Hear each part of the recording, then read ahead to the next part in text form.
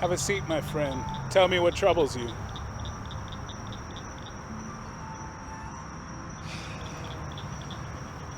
It's been over a month since we've done a show. Are we even podcasters anymore? For over a decade, Con Culture Podcast has spread nerd culture throughout the galaxy. Before the dark days, before the hiatus.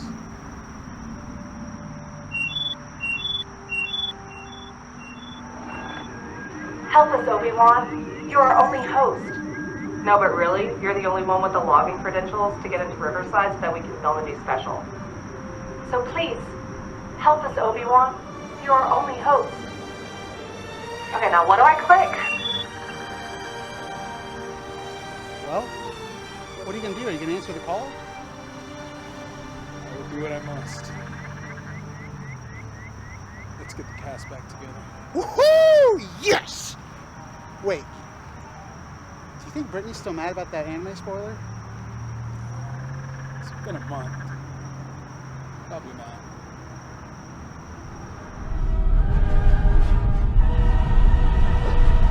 Let him go, Brittany. Let him go. You doubt it, huh? Why are you guys here? We're here on important. We're doing another show.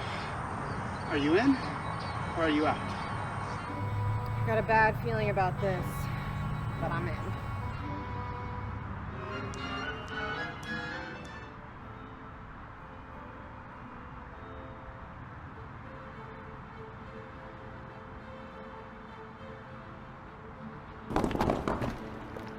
I thought you'd never come. Hello there. You called. And we answered. This is the way. This is the way. May the 4th be with us.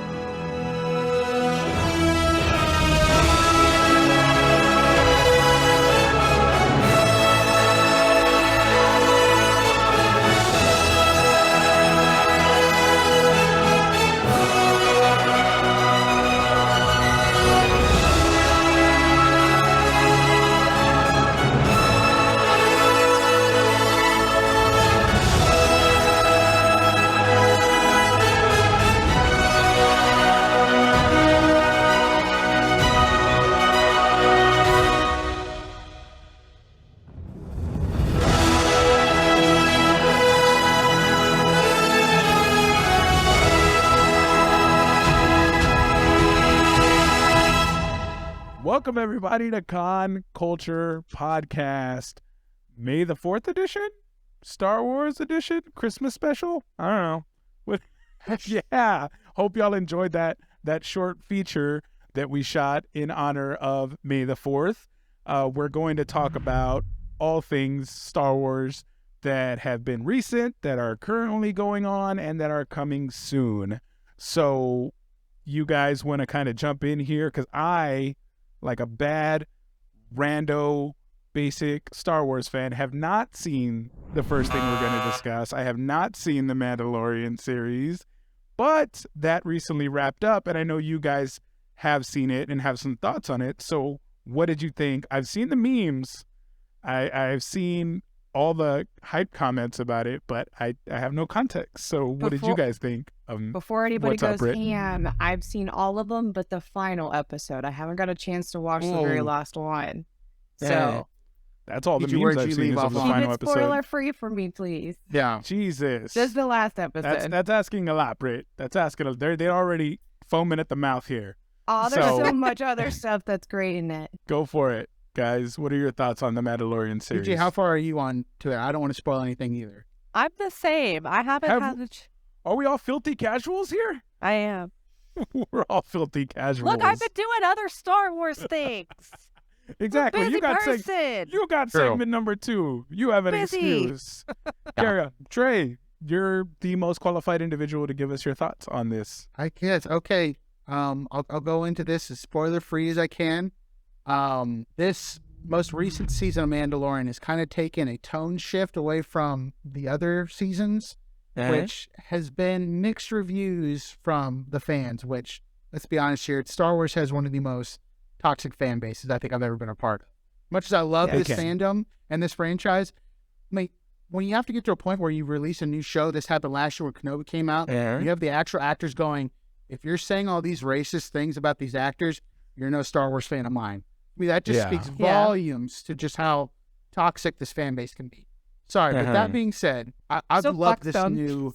soapbox done. I've loved this new season of Mandalorian. We've just dived more deep into this relationship with Din and Grogu. Just absolutely adorable. Like, just when you think it can't get any cuter, it gets cuter.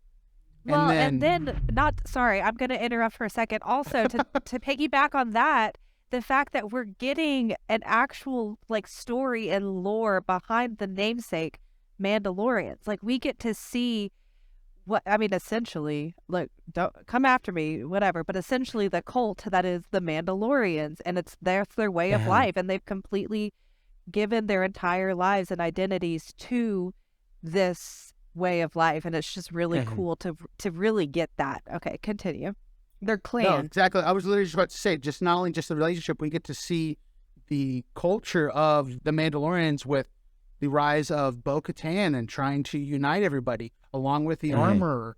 It's been really cool. I mean, all we've seen of Mandalorians is like Boba Fett and Jango Fett in the movies. And it's like, these guys seem really cool. And then, of course, in the Clone Wars series, we really dived into that culture. But then to see it live action, it's been blowing my mind. It's been just, I want more. And we're definitely going to get more because I doubt they'll ever cancel this series, at least not anytime soon. They're going to pump Pedro Pascal as dry, much as they can, and not just them. They've introduced, like you said, other Mandalorians in this season now. So we have plenty of characters that can kind of pick up this telling of this culture and run with it and continue it on. So if Disney wants to, we could have 2 or 3 Mandalorian series. What's been amazing about this? What's been amazing about this whole series from multiple seasons now is the cameos from other properties in the Star Wars universe of live action characters. Like we had Ahsoka live action in the Mandalorian series. We did. Which blew people's mind. We're like, there's no way they're going to do that. So the cool. Boom. Here's Rosario Dawson live action, but we'll talk more about her later. But that was the stepping off point for her. And then there's been other characters like Cad Bane in the Boba Fett. Another character that I don't want to spoil because I know GJ hasn't finished yet, but we get a character from Star Wars Rebels and The Mandalorian. And it's just like, holy cow, like, he looks amazing. I can't wait to see more of him. And then, of course, with the recent trailer from Ahsoka, we're getting more of those characters. It's just been a hype train with these 2 shows. And it's just fun to watch these characters that we've seen and watched in, all of the animated series, and then watching them come in like the flesh and blood. And it's just, I love this era of Star Wars right now because they're really like taking what they know their fans love and running with it. But it never feels fan servicey. It always feels genuine and it feels well done. That's awesome. So, they're respecting the source material. They're respecting the lore. And I don't think anybody's going to complain about Dave Filoni or Jon Favreau's knowledge of Star Wars. I mean, you also have to remember that the Star Wars fandom is never happy with anything. Yeah, and that's just life. Nobody's going to love everything. People there are people out there that hate pizza and waffles. Like fucking weirdos. We don't talk to those people. It's okay. Yeah, exactly. We don't talk to none. Or they put pineapple on their pizza. Don't want to start all that again, but that's a thing that happens. So, but that is what has recently happened in the Star Wars universe. Currently, there is something on every Star Wars fan's PC or gaming console. Gigi's going to tell us about that. Star Wars Jedi Survivor. Yes. You've actually dabbled a little bit. You've kind of played a little bit, an hour or 2? Just a little bit. I beat the game within 48 hours of getting it. I survived on coffee from a little coffee truck around the corner from me. Coffee Boys. Plug them. Follow them on social media. Shout out, Give me Coffee free coffee, Boys. Coffee Boys. I went 3 times in one day. It is a spectacular game. I stayed up until 5:30 the first night I had access to it. I loved the first game. I loved Fallen Order. I didn't think that any game could top Fallen Order. And then Jedi Survivor came in and completely like kicked it off the podium and spit in its face. If you have the ability to play it, I know they're having some issues with PC. Yes. It's a little glitchy and buggy, but I do have it. I was playing it on my PlayStation 5. And I absolutely had no issues with it. So I heard it know. runs better on console. From what I've seen, the comments have been Xbox It Series runs a X lot and better. PS5 are having a lot less issues than PC. I did get booted out once, but honestly, that was for the best because I probably shouldn't. That was the taken a console break. saying, "I'm about to overheat, man." It was like, you have been pushing X for the last 12 hours. Please give your finger Just a a little break. break. You need a nap. But I will say, whenever it did boot me out, I did not lose any of my progress, which I'm Nice. very, very grateful for that. That's awesome. It was absolutely just a beautiful game. The story in it is beautiful. I laughed. I cried. I say that about everything, but like I truly had moments. I mean, Trey watched one moment happen. He just so happened to be over when an intense moment happened. And I was like, when it happened. And then I was like standing there watching the cutscene, like shaking. Like I was like, because I was like so terrified. Anyways, so if you want to know what scene that was, they'll have to wait. So I played through with Krista, CRISPR Costs on social media. So give her a follow, and we are going to do a full review of the game because we beat it together. We started it and ended it together. We were on a phone call the entire time. So I can't think of a better person to do that review with me. So make sure you tune in whenever we post that. Yes, definitely. Now, that's what's going on currently, but there's no shortage of future projects. If you're getting tired of Star Wars, I have bad news for you. There is a shit ton of Star Wars coming your way still. Too damn bad. That's too damn bad. We have the Ahsoka series that Trey hinted at earlier, which the trailer was nuts. It looks so action-packed. The action's going to be intense. We already know these actors are top caliber. In every series we've got, the acting in them is just so good. Like, you're literally a space soap opera, but they make it believable and grounded, and there's stakes in the series. So I know Ahsoka is going to be no different. It's going to bring something new and fresh. But we have trilogies, too. It's not just series. We have movies. We have a love it or hate it, because I know people are going to make comments. Daisy Ridley is getting a sequel trilogy that's going to continue on the Skywalker legacy, because she is a Skywalker, whether you like it or not. Trey.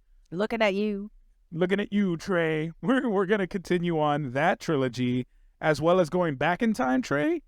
I'm not too familiar with that, but apparently we're getting a trilogy that takes place during the High Republic. And you gave us a little bit of that before the show started. Explain a little what that time period is like and what you saw from Star Wars Celebration. From what I've heard and from what I understand, this is taking place like with age of the first Jedi and the very first Sith, when the Force users kind of had their split of their ways and their morals and their fighting styles, you name it. The only character I could think of that we might see in this that's alive during this time is a very young Master Yoda. maybe like Grogu size Yoda. Maybe he's Grogu size, maybe he's a little older, but this takes place, I think, well over hundreds of years, if not 1,000 years, before the events of Phantom Menace and the Skywalker saga. So no characters we recognize. If you wanted fresh faces in your Star Wars, you're going to get fresh faces in your Star Wars. New bloodlines, all of that. New bloodlines, new family lore. lines. Seeds Look, planted as long that as won't there play is out about for hundreds of years. The only thing that I need, I just need as many Rhodians. I need a little Rhodian Jedi or Rhodian Sith where he's like with the little hands. I don't even know what a Rhodian is. You would know a Rhodian. We're gonna throw it up on screen right now. If I were to be in the Star Wars universe and I could be any race, I would want to be a Rhodian. Nice. They're my favorite. Here, I'm gonna pull it up. Continue talking. Take your word from that. But yeah, Throw it on the screen. Yes, throw a Rhodian on the screen right now. There we go. I already know I'm an Ewok. But speaking of Ewoks, Brittany, what do you think of the new kids show that's coming out? That's also taking place during this timeline. I'm so glad that it was taking place during this timeline because I was really concerned what its final episode would be if it was at a later timeline. But it will be happy vibes, thank goodness.